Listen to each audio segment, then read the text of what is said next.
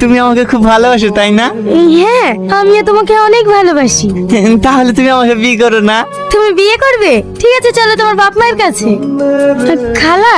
হ্যাঁ মা, কিছু বলবে? টনি, এটা তোমার কে হয়? এটা আমার মা। আর এটা? হাব্বা। ওরে আমার মধু, ওরে আমার সোনা, তুই আমাদেরকে চিনতে পেরেছিস? কতদিন মা বলে ডাকিসনি, একবার মা বলে ডাক না। তোর মুখ থেকে কতদিন মা ডাক শুনিনি, একবার মা বলে ডাক না। মা, এই দেখো, আমাদের ছেলে সুস্থ হয়ে গেছে। খালু, আপনার ছেলে তো এখন সুস্থ হয়ে গেছে, এবার আমার প্রাপ্যটা আমাকে বুঝিয়ে দিন। হ্যাঁ অবশ্যই, আজ আমি অনেক খুশি। তোকে যে কি বলে ধন্যবাদ দেবো মা, তার আমি ভাষা খুঁজে পাচ্ছি না। তুমি একটু দাঁড়াও মা, আমি এক্ষুনি আসছি। তোমার প্রাপ্য মানে? প্রাপ্যটা যে কি একটু পরেই বুঝতে পারবে। এলাও মা, বাড়ির দলিল আর 5 লাখ টাকা। হ্যাঁ ঠিক আছে খালু, আসি তাহলে। হাব্বা, মা, সালমা চলে গেল যে?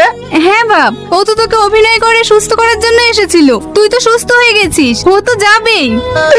মা, তুমি ওকে আটকাও মা, আমি ওকে খুব ভালোবাসি মা। যাকে কেন ভালোবাসবি? তুই যাকে ভালোবাসিস তাকে তো সাইকেল আনতে গেছে। ও যেদিন আসবে না, তোদের ধুমধাম করে বিয়ে দেবো। এই যে সালমা, একে আমি পাগলের মতো 5 বছর ধরে ভালোবাসি। এই কথাটা তুই আর একটু আগে বললি নি, তাহলে ওকে আর যেতে দিতাম না। তুমি তাড়াতাড়ি যাও, ওকে গিয়ে নিয়ে আসো গা। ঠিক আছে, আমি এক্ষুনি যাচ্ছি। সালমা, সালমা, কি ব্যাপার খালু, আপনি? আমি তোমাকে নিতে এসেছি, তুমি চলো। আমি আবার যাবো কেন? আপনার ছেলে তো সুস্থ হয়ে গেছে। হ্যাঁ মা, আমার ছেলে সুস্থ আছে। আমি ওইভাবে তোমাকে নিতে আসিনি, আমার ছেলের বৌমা হিসেবে তোমাকে নিতে এসেছি। আপনি ভাবলেন কি করে আমি আপনার ছেলে বউ হবো? কেন মা, আমার ছেলে কি খারাপ? অবশ্যই খারাপ। চুপ করো, শুধু তোমার জন্য। আর বাথরুমের ছাদে উঠে কথা বলছো? হ্যাঁ উঠেছিল, শুধু তোমাকে এক পলক দেখার জন্য। আজ আমার ছেলে যত পর দেখছো সব তোমার জন্য। আজ আমার ছেলে স্মৃতিযুক্তি আজ পেয়েছে, সেটাও তোমার জন্য।